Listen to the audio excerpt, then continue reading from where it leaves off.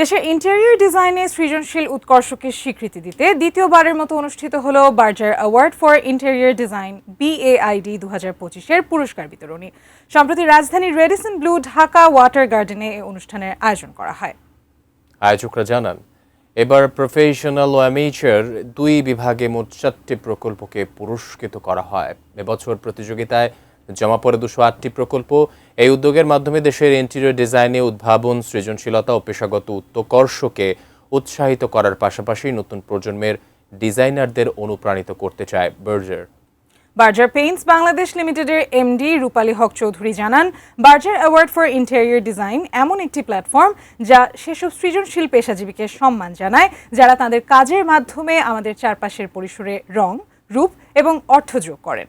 অনুষ্ঠানে উপস্থিত ছিলেন স্থপতি ও মাস্টার অফ মাস্টার্স খ্যাত স্থপতি প্রফেসর শামসুল ওয়ারেস, বার্জার পেইন্টস এর প্রধান পরিচালক কর্মকর্তা ও পরিচালক মোহাম্মদ মহসিন হাবিব চৌধুরী সহ বার্জার পেইন্টস বাংলাদেশের অন্যান্য ঊর্ধ্বতন কর্মকর্তারা।